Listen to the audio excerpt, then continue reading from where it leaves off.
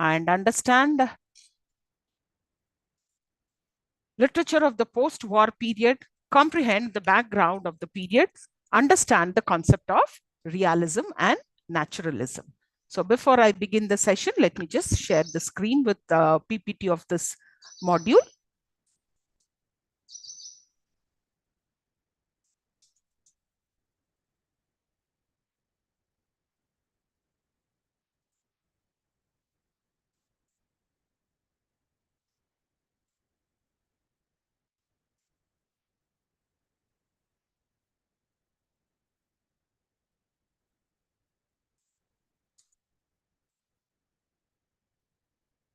I hope I'm audible.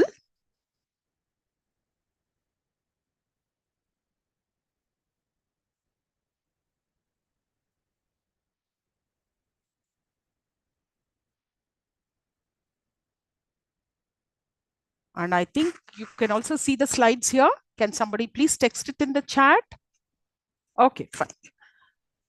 So coming to the historical and cultural background, what is termed as colonial period in American history, which extends from 1607 to 1765. And the colonial period of American drama, which actually ended in 1767. Now, during these years, the literary output in America was very negligible because the main aim was to survive. Survival was the first and most vital issue for the pioneer settlers. Now, they had to fight against the ravages of wilderness. They had to struggle to convert a rugged forest into cultivable land, which forced them to stay away from literary attempts. Moreover, as the colonists shared the cultural tradition of England, they perhaps did not feel the urge to create a literature of their own. They were unable to break away from their cultural roots. It was only after gaining political independence that America felt the need to culturally break away from England and create her own literature. Now, as I told you that the colonial period of American drama, which ended up in 1767, with the performance of the first play written by a Native American on the stage of Southwark Theatre. The permission was granted to Hallam's company to act in 1754 on the clear understanding that nothing indecent or immoral was to be performed.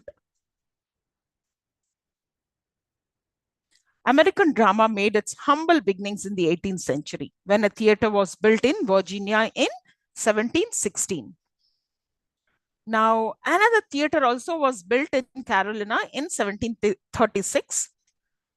And they brought with most of the times, Lewis Hallam and his brother William arrived with their theater company. They had an entire company of actors, and they brought with them the popular plays running in England during that time.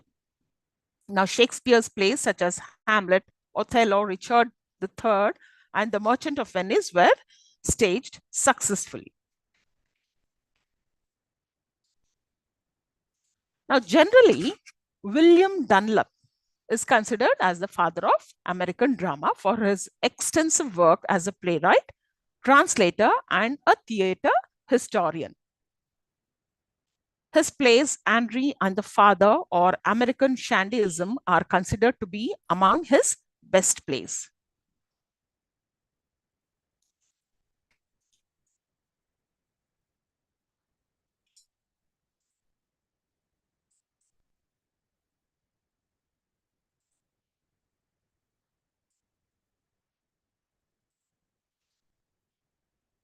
Right. A few more features I would like to talk about is like the main key features of American drama. Much like American literature in general, American drama is such a diverse field that it can be difficult to identify common features.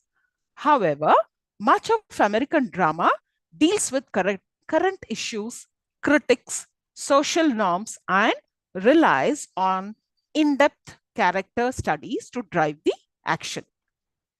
Much of American drama from the 20th century to today deals with the experience of the common man. The lives of the poor, the working class, or those on the fringes of society are often dramatized. And many works show how the lives of the characters are impacted by society and current events. Many works are also intensely psychological, relying on in depth, complex character studies to convey the inner experiences of the play's protagonists. Many American dramas contain critics of social norms, including disillusionment with the American dream, unrealistic expectations of the American family, and the realities of classism and racism in the United States. Now, what are the key takeaways of American drama? I just want to put it in a nutshell. Until the 20th century, drama in the United States existed primarily for popular entertainment and had no real literary merit. Now, early forms of theater in the United States included melodrama and comic minstrel shows. Nobel Prize winners Eugene O'Neill was the first significant American playwright who helped American drama become recognized as a serious literary form. Arthur Miller and Tennessee Williams were contemporaries of O'Neill, and the three remain among the most important American playwrights. American drama explores many important themes, including social critics, struggles of the common man, and the failings of society. Right.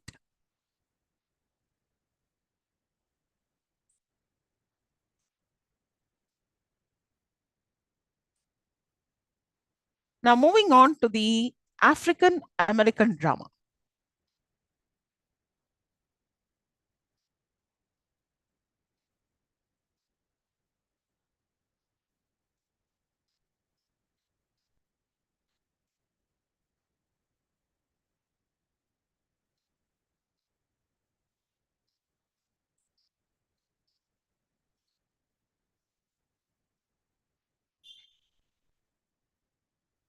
Now, through the slave narrative, African Americans entered the world of prose and dramatic literature. Now, in 1853, William Wells Brown, an internationally known fugitive slave narrator, authored the first Black American novel, Clotel, or The President's Daughter. It tells the tragic story of the beautiful, light skinned African American daughter of Thomas Jefferson and his slave mistress, Clotel, dies trying to save her own daughter from slavery. Now, 5 years later, Brown also published the first African American play, The Escape, or A Leap for Freedom, based on the scenes and themes familiar to readers of fugitive slave narratives. Now, in the late 1850s, Martin R. Delany, a Black journalist and physician who would later serve as a major in the Union Army during the Civil War, wrote Blake, or The Huts of America, a novel whose hero plots a slave revolt in the South. Now, again, another important phenomenon here I would like to mention is the Harlem Renaissance, which represented the flowering in literature and art of the New Negro movement of the 1920s, epitomized in the New Negro 1925, an anthology edited by Alain Locke that featured the early work of some of the most gifted Harlem Renaissance writers, including the poets Countee Cullen, Langston Hughes, and Claudie McKay, and the novelist Rudolph Fisher, Zora Neale Hurston, and Jean Toomer. The new Negro, Locke announced, differed from the old Negro in assertiveness and self-confidence, which led new Negro writers to question traditional white aesthetic standards to parochialism and propaganda, and to cultivate personal self-expression and racial pride and literary experimentation.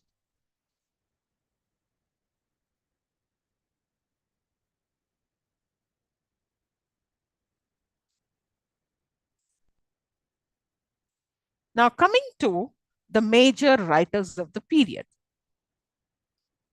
Modern American drama, we all know it generally refers to dramatic works produced in the United States after World War, the Second World War, beginning in the middle of the 20th century. Now, this period encompasses most of the United States' best-known classic playwrights, including Eugene O'Neill, Arthur Miller, Tennessee Williams, as well as contemporary writers such as Tony Kushner, David Henry Hwang, and Ayal Akhtar.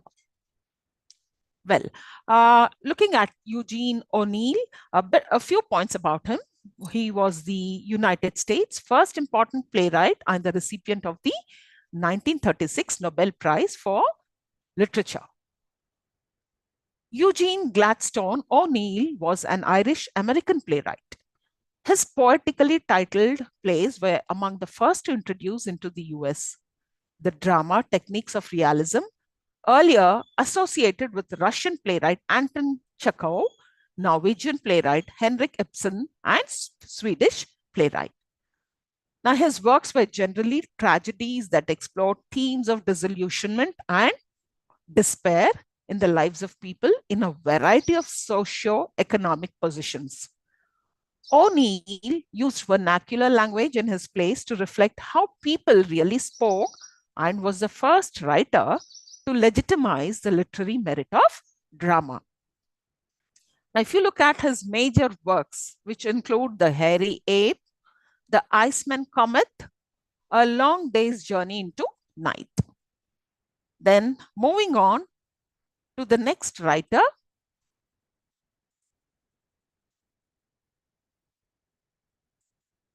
Tennessee Williams, from 1911 to 1983.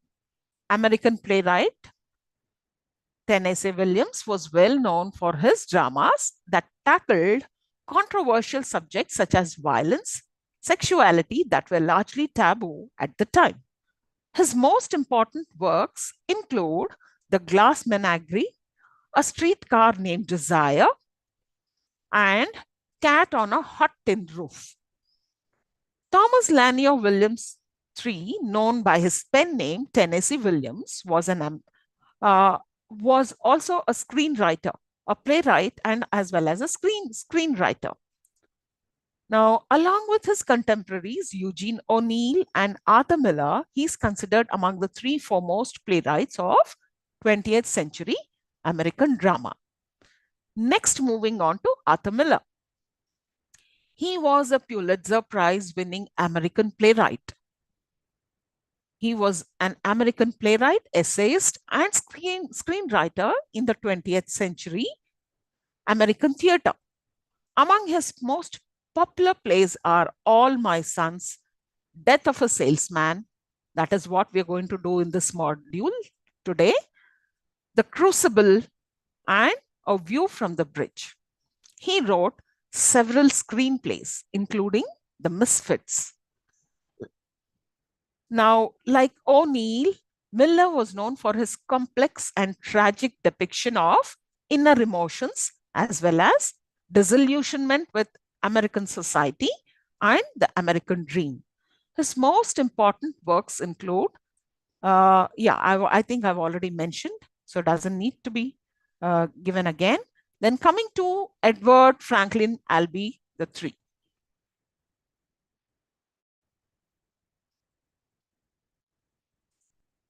He was an American playwright known for works such as The Zoo Story, The Sandbox, Who's Afraid of Virginia Woolf, A Delicate Balance, and Three Tall Women. He created a classic of modern drama. In only a few years, he emerged as the leading light of the middle class of Broadway movement. By 1962, he was ready to storm Broadway, the bastion of commercial theater in America.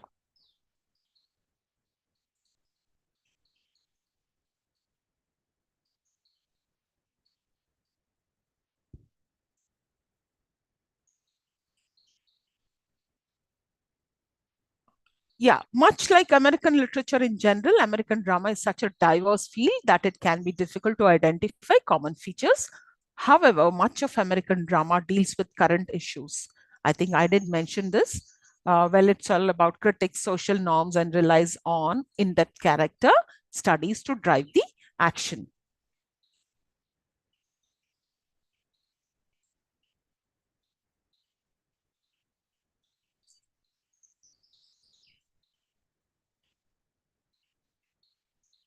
Now, moving on to the play which is prescribed in the module is Death of a Salesman by Arthur Miller.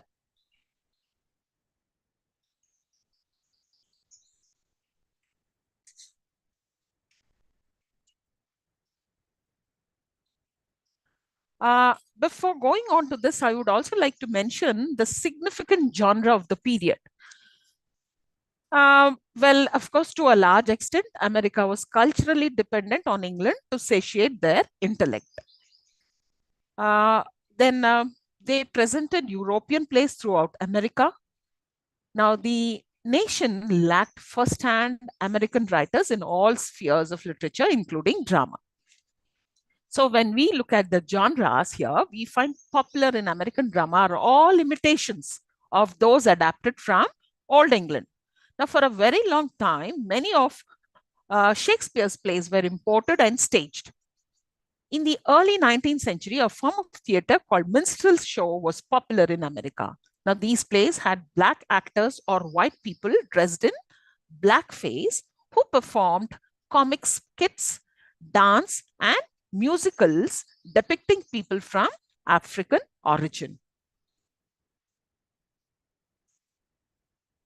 Now, the African American theater was opened by William Henry Brown in 1821, but did not last for long. Another form of theater was Victorian burlesque, which was imported in 1860s from Old England. Later on, this form evolved as farce in American drama. The plays practiced ridicule and mockery. The politics and culture of that day was ridiculed. And in these plays, the women portrayed male characters and vice versa. Now, because of its explicit sexual content and raunchy jokes narrated by the characters, the theater profession was not considered as a respectful profession. Now, in fact, even till the late 19th century, theater in America was considered as lawless and sinful.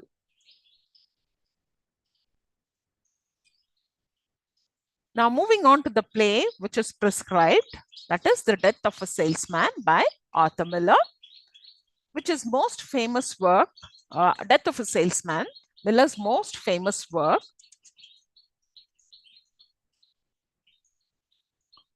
Addresses the painful conflicts within one family, but it also tackles larger issues regarding American national values. The play examines the cost of blind faith in the American dream that success and status are rights, not earned privileges. Now, before going into it, let us look into the play details the biography of Arthur Miller.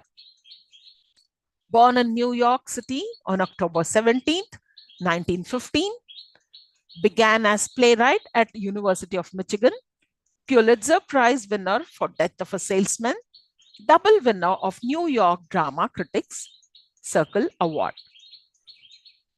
Now, there were a few troubles, legal troubles, which Arthur Miller had to face.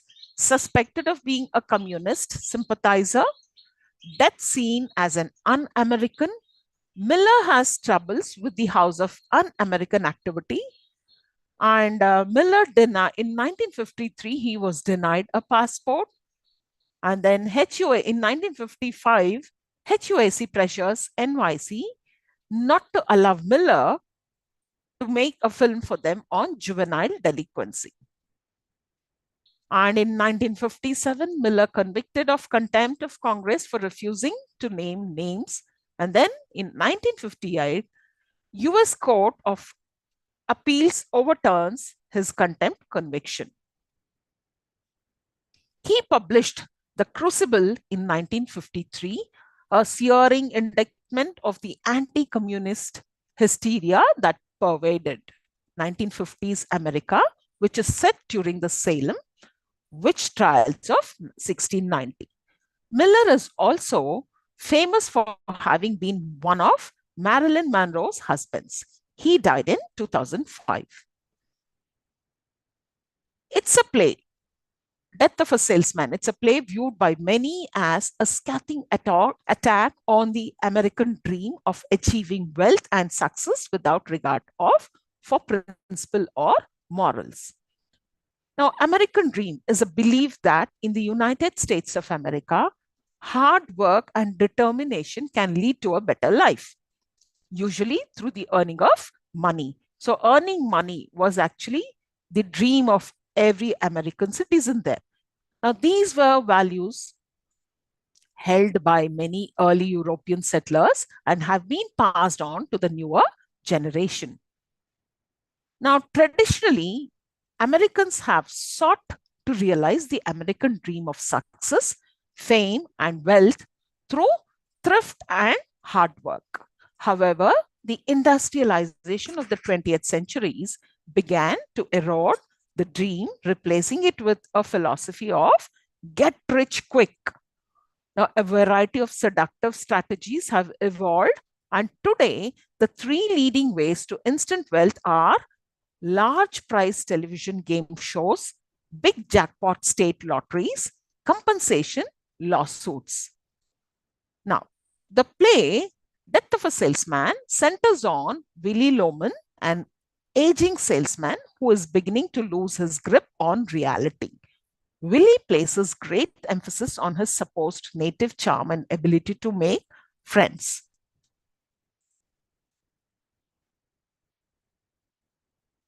Now, another important point I would like to add up here is Miller's most famous plays were mostly based on events from his life or on current events of the time, like a family's economic struggles, the life of Miller's salesman uncle, and the Brooklyn house where Miller grew up inspired the story and setting of Death of a Salesman.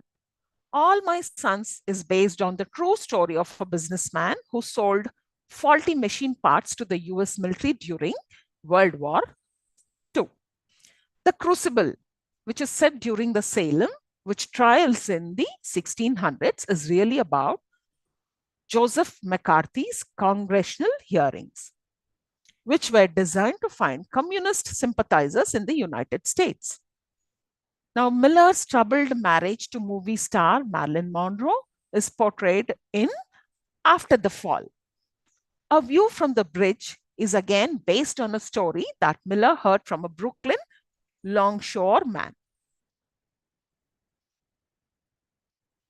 Now, this is actually a play which is written by premiered on Broadway in February 1949, running for 742 performances. It's a two-act tragedy set in late 1940s.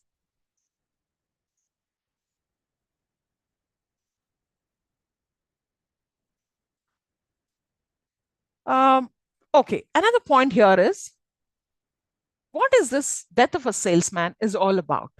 Now, Arthur Miller said that other than a doctor saving someone's life, writing a worthy play was the most important thing a human being could do. Why? Because he believed that plays could ask difficult questions about morality and responsibility and then challenge people to change their lives and the world. The mission of the theater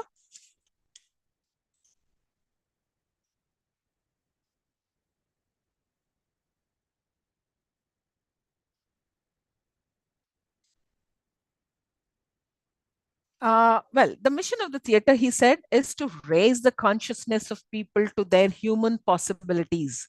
And that's exactly how Miller changed American theater in the 20th century. Now, he also knew that not everyone had equal opportunities to succeed. Now, what does it mean to live in a society that promises a lot but guarantees nothing? So Miller wrote Death of a Salesman with that question in mind. It's a play about the struggle for success and disappointment of the American dream.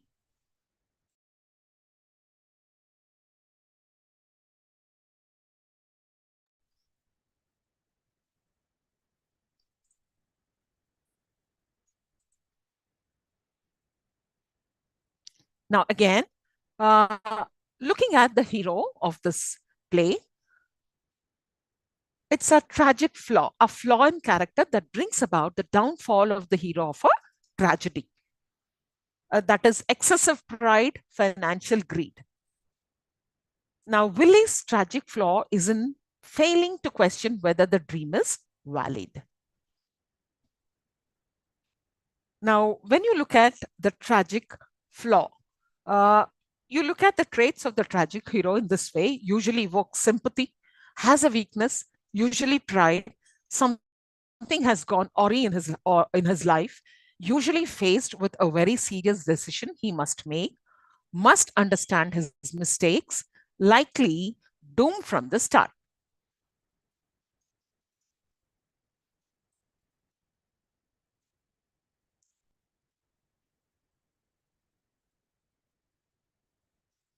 Now, if you look at Willie Loman, he's a regular everyday guy, an aging traveling salesman weighed down by his sample case.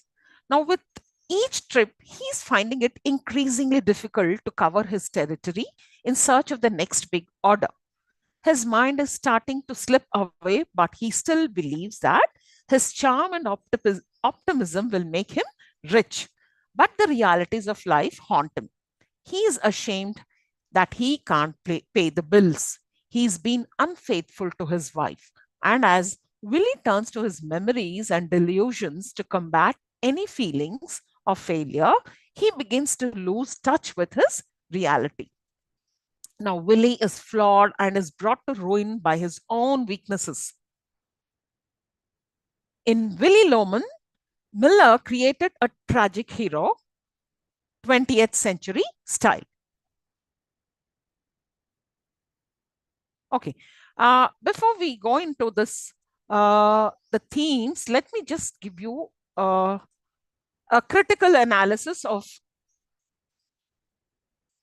the play, Death of a Salesman.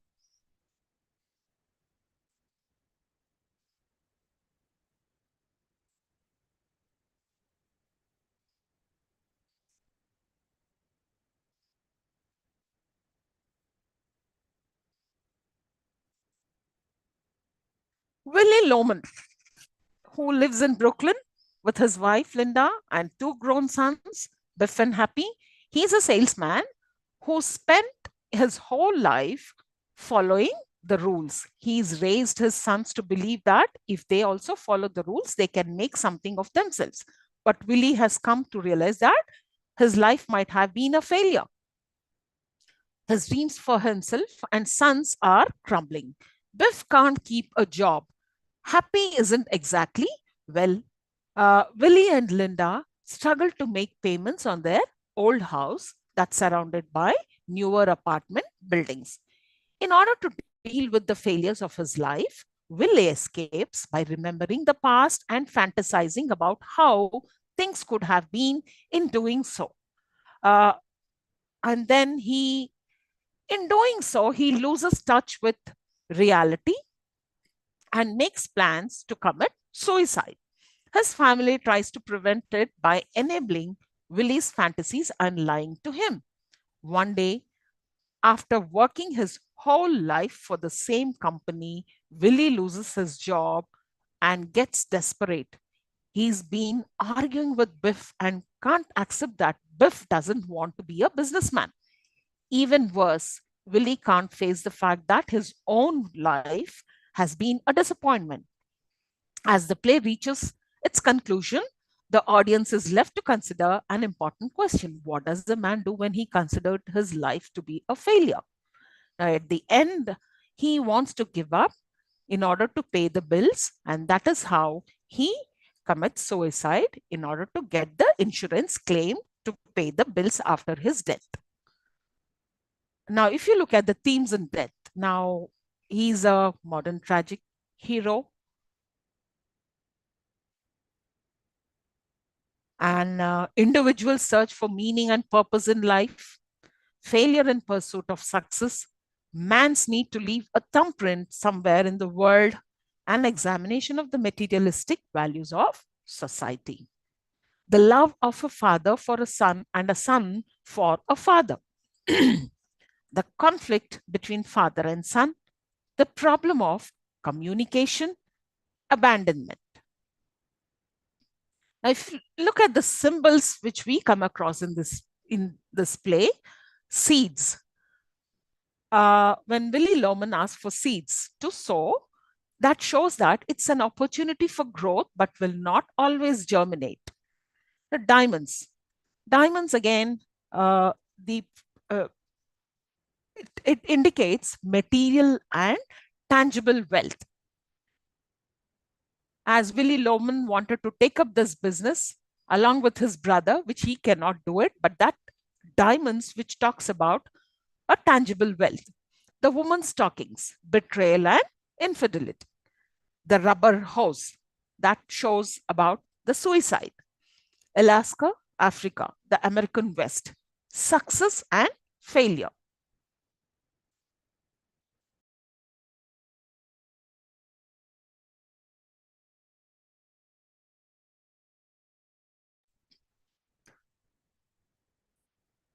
Now, here the common man as a hero, according to Arthur Miller, that is, everyone knows Willy Loman. It's an allusion to the morality play, every man. The common man is suitable for a tragic hero. Willy is meant to be seen as greater and better, at least in potential, than his society.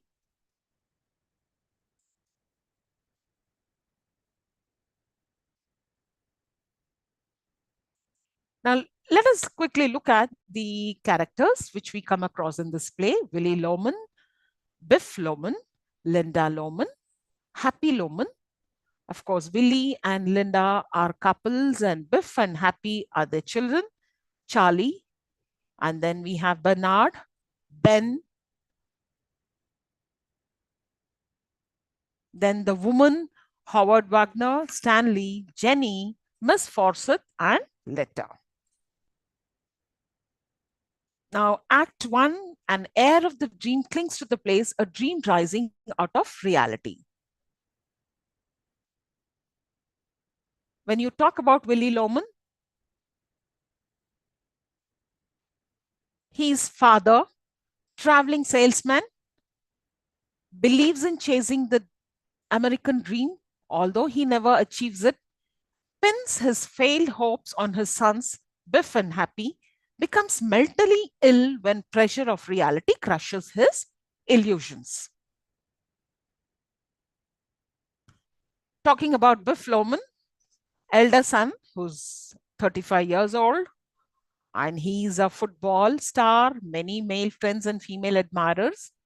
Academic failures lead to a life of kleptomania, represents Willy's vulnerable tragic side, fails to reconcile his father's expectations. Linda Loman, loving devoted wife, naive and realistic of Willy's hopes, emotionally supportive of Willy, Willy's strength until his tragic perishing. Happy Loman is a younger son, and Biff's shadow all his life, and represents Willy's sense of self-importance and ambition, often engages in bad business ethics. Charlie, he's Loman's next door neighbor, successful businessman, and that is how Willy always tries to borrow money from him and often gives Willy financial support, described sadly as Willy's only friend, although Willy is jealous of Charlie's success. Bernard, he's Charlie's son, successful lawyer, often mocked by Willy for being studious. Compared to Loman's sons by Willy, they do not measure up to his success.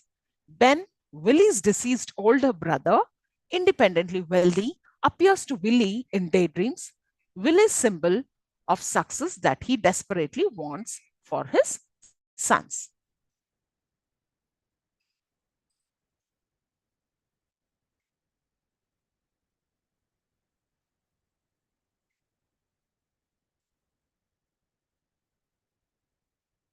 Well, moving on to another play, which is prescribed in our book.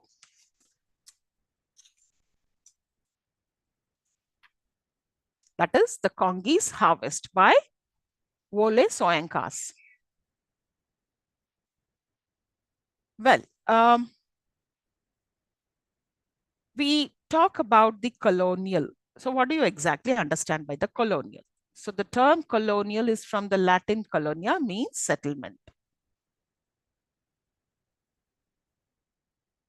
In the 16th and 17th centuries, we all know British rulers went to different countries for trade and settled down as rulers. However, some countries fought for freedom, for the impact of colonial influence went much beyond the rule. Therefore, the post-colonial period is significant in that the countries which newly acquired independence had to re-establish themselves and their identity, trying to overcome the exploitation of the colonizer. Now, post-colonialism is understood as the historical period representing the aftermath of colonialism, analysis various attempts to overcome the legacy of colonialism and imperialism and focus on the consequences of the control and exploitation of the colonized. So here we have the writer, the playwright, best known dramatist, Africa's best known dramatist, Wole Soyinka. And he's one of the most illustrious personalities. And we are going to take up the play which is written by Wole Soyinka, The Congi's Harvest, in our module today.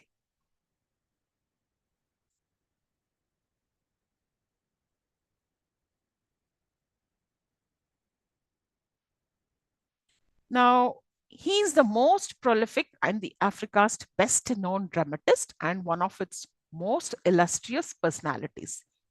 He is the first Black African writer who won the Nobel Prize for Literature in 1986.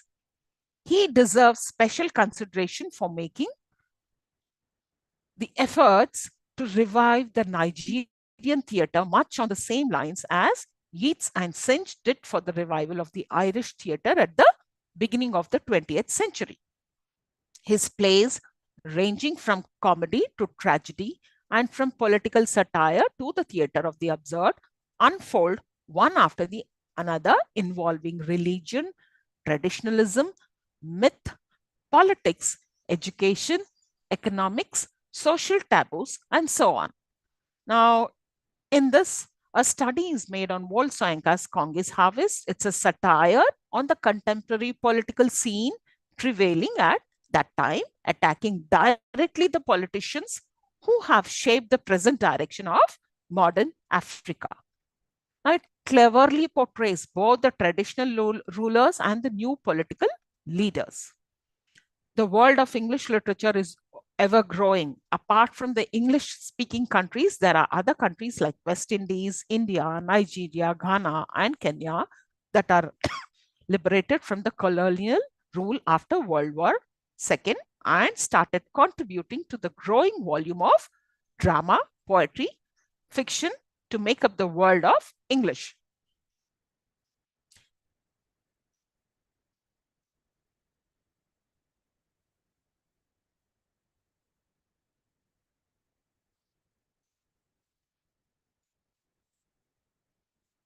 In all, he has published 27 plays, 2 novels, 3 short stories collections, 5 memoirs, 12 anthologies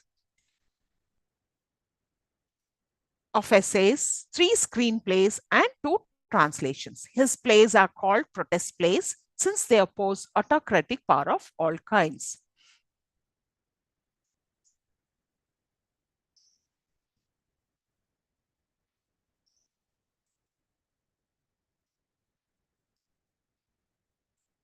Oh, I'm so sorry. I think one of the student had messaged me asking which chapter it is. Well, this is block 4, dear. I'm so sorry I missed it. I couldn't see the chat.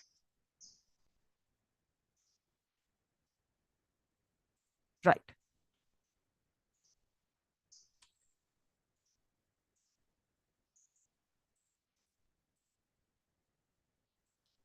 Now, although Soyinka has written poetry, fiction, non-fictional prose, he's best known for his plays.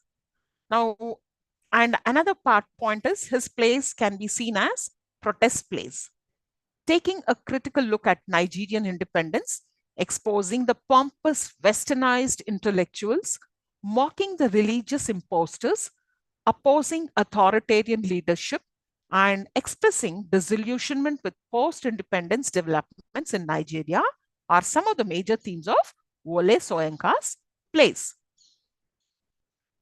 Uh, just an overview of this play.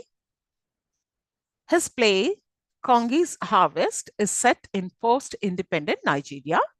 It revolves around the character of Kongi, a modern dictator of an imaginary African country called Isma.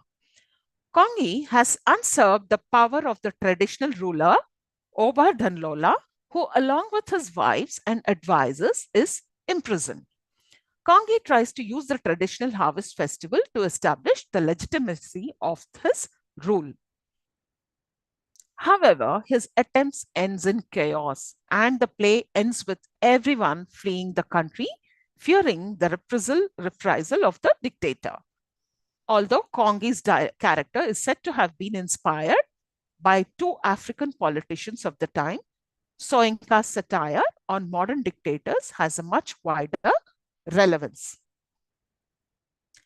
Looking at the main characters here, Oba Danlola, the traditional ruler, Kongi, the dictator of the Republic of Isma, Dauda, son of Sarumi and heir to Danhola, Seji, owner of a club, a strong woman, secretary, Kongi's man, Sarumi, a younger Oba, father of Dauda, a loyal friend of Oba, Urola, Oba Danlola's favorite wife, Ogbo Averi, head of a conclave of elders, Dendi, Oba Danlola's servant, superintendent, the jail superintendent, members of the old Averi, the conclave of elders, members of Kongi's Averi, reformed Averi fraternity. Right. When you talk about the play, now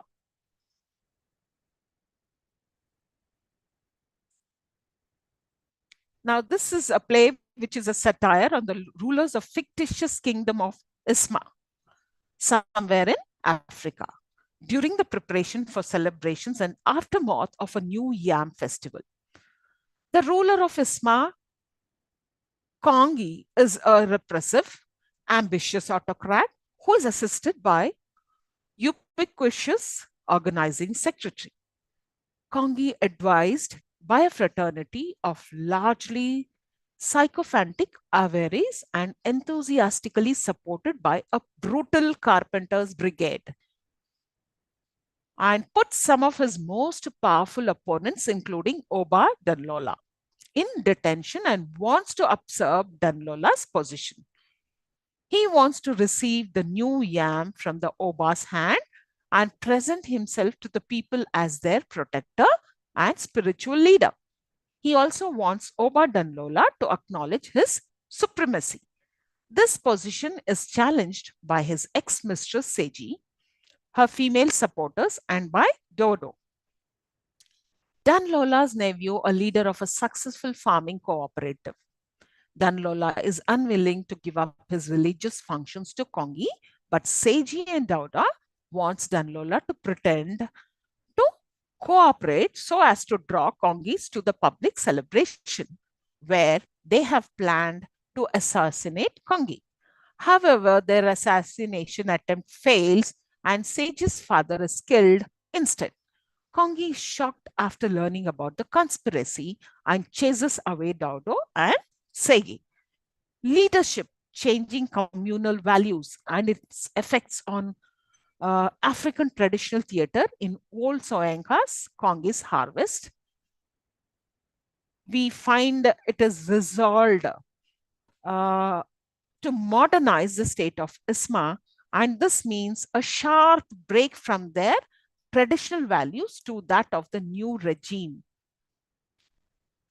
Kongi imprisons Oba Danlola and dissolves the old Averi Council of Elders, which acts as an advisory body to Oba Danlola. In Oba Danlola's words, this is the last our feet shall touch together.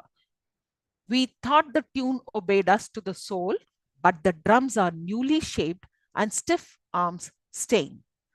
Now, Kongi depends on the newly formed Averi fraternity as his factory of wisdom as they debate on the idea of building a new image. The fraternity is more interested in high-sounding words and making verbose statements than in performing their duty. The new regime depends for its continuance on its own propaganda. The government loudspeaker, for which the Averi fraternity plays a key role as a word factory. The play satirizes modern African dictators who suffer from megalomania. This is seen in the members of the reformed Averi, who proposes that they be recognized as Magi, as this would automatically lead to Kongi's elevation to the status of God. Kongi equates himself with Christ and wants his name in the forthcoming harvest festival to mark the beginning of a new calendar, and with everything else taking from it. Kongi's image boosting is aimed at impressing the outside world. He thus creates an attractive picture which hides his monstrous personality. We see him taking a variety of postures so as to get a good picture in the international community. Kongi represents a modern paranoid dictator who maintains total control of all instruments of coercion. These instruments of coercion, as well as established and are represented in the Carpenter Brigade and in the Superintendent. The play demonstrates the idea that conflicts is bound to occur when societies evolve into modern states. Now, Kongi decides to install a new government instead of working with the Oba, and this would have created the room to fully accommodate and maintain the traditional values of the people in the new regime.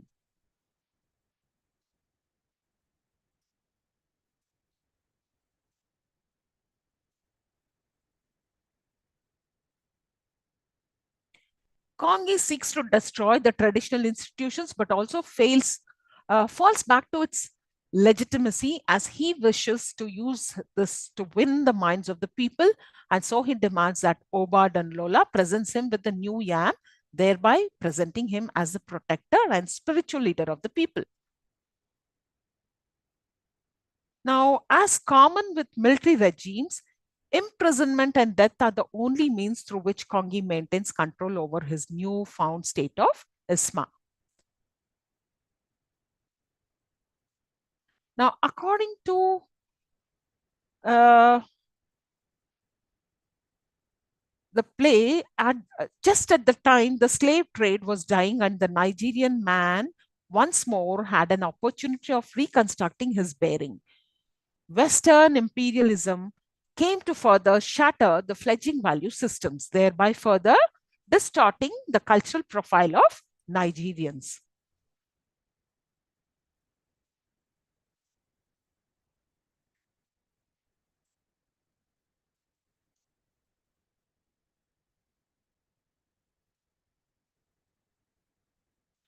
Now, there is a prologue which is called as the Hemlock. Now, this is the opening scene of the play. Now, this comprises of 4 parts, the play, that is the Hemlock or the prologue, the part 1, part 2, and the Hangover. Now, this is the opening scene of the play. It starts with the rolling of drums and the playing of national anthem, prompting the audience to stand up. When the curtain goes up, the audience sees the traditional ruler, Oba Danlola, with his people with a retinue of musicians in a jail. They now sing the parody of the national anthem. The juxtaposition of the national anthem of a new nation and the traditional ruler in jail sets the tone of the play. Now, hemlock is actually a poisonous conifer. The scene in front of the audience is far from poisonous. It's a group of people who are singing and dancing to the music. They are showing their dissent to the governance of the present dictator through a song. The group is reprimanded by the jail superintendent. Oba Danlola continues singing, supported by Sarumi, the younger Oba. The songs are a satire on the political situation of Nigeria. For example, the ill effects of amassing wealth of the dictators. Quote, the pot that will eat fat its bottom must be scorched. Exploitation of natural resources by force, the sweetest wine has flowed down. Unquote. Now, one way discourse of the government, which is insensitive to people's response.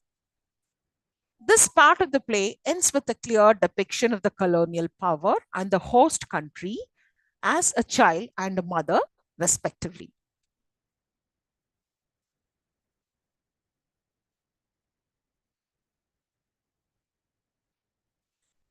Now, the first part opens in Kongi's place a retreat in the mountains with his own Averi, who, unlike the traditional king's advisors, are now fashionably called Reformed Averi Fraternity. The dialogues of the second part start with "We need an image," which is repeated 5 times. All of them accept the statement at its face value and try their best to come up with an answer. The second part, if you look at it, Dauda is asked Oba Danlola not to come to the festival, fearing the disruption of peace. Oba Danlola insists on his presence.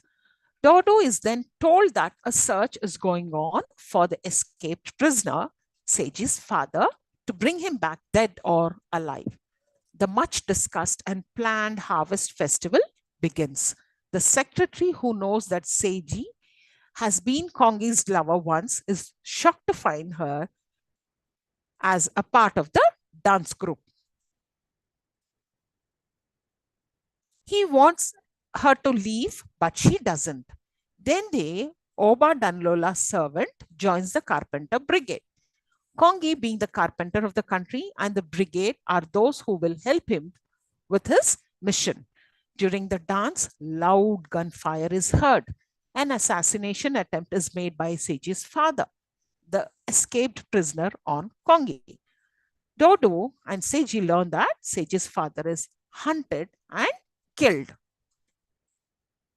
The last part, Hangover. The last part of the play opens at Kongi Square, littered with debris from the harvest festival and the panic that followed. The secretary and Dende can be seen on the stage, both of them weary and looking lost.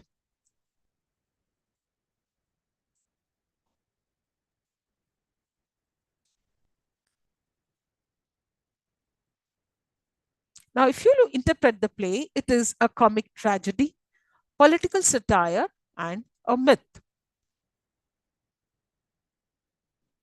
Now, how do you call it a comic tragedy? Because it starts with on a comic note with a harmless exchange of dialogues between the imprisoned clan of elders, Obad and Lola, and his Aweri. The comic tone is only a disguise for more serious issues. Kongi's killing of Sage's father is the ultimate act of violence and tragedy in the play. Now, when you call it a political satire, how do you support it as a political satire? The king was always looked upon as a savior, the symbol of communal health, and its active defender and promoter. As a result, the slightest blemish or weakness in the king was regarded as disastrous to the land and its people. A high spiritual status was afforded to the sacrificial victim for the reason that he was the one chosen to represent the community to the high gods. His status was that of a hero. So this is something as a political satire. Now, these traditional values turn Kongi's plans upside down. Using the symbols of the king, Kongi wanted to rule the Republic of Isma. The events at the harvest festival end up unsettling Kongi's composure in front of people and showing him as a weak king. All the political maneuvers of Kongi to legitimize his power are undone with Seji's father becoming the sacrificial victim and thus earning the highest status of a hero. Kongi, in spite of all the power in his hands, still cannot achieve his political status.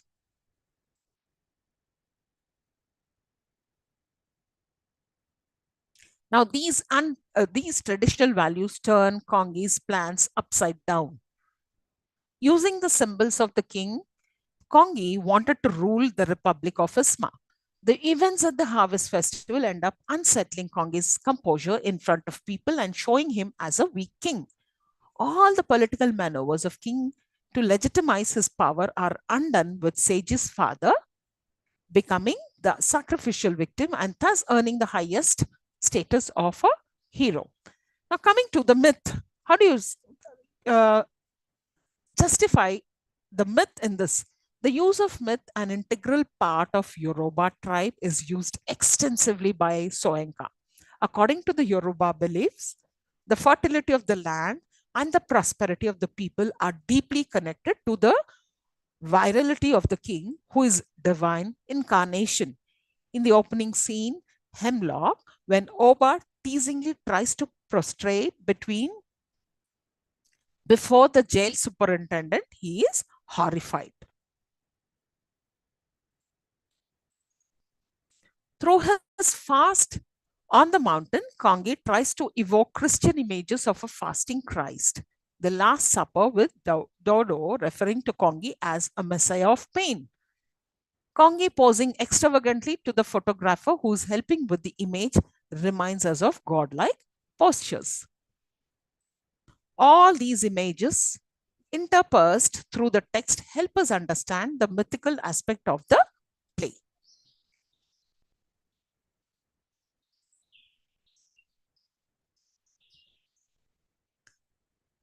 Hence, so with this, we come to an end of this session. Now, I'm sure you all understood this. If you still have any doubts, you can clarify. But before that, I always advise you to come up, attend the session only after you go through the material, so that it will be very easy for you to follow whatever I am teaching here in the class. So can I have any clarifications, or I hope you all understood? Maybe if you haven't, maybe if you can just go through this, the material and come back in the next session, maybe I can help you out to clarify your doubts.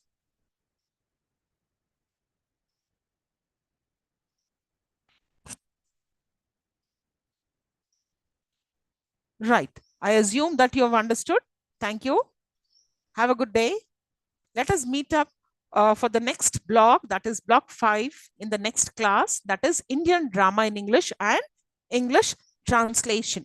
So I want you all to go through this, where it talks about the introduction of Indian drama in English, and then about Girish Karnad's play Hayavadana, and introduction to Indian drama and translations, and under which we're going to read Mohan Rakesh One Day in Ashada. Thank you. Have a nice day.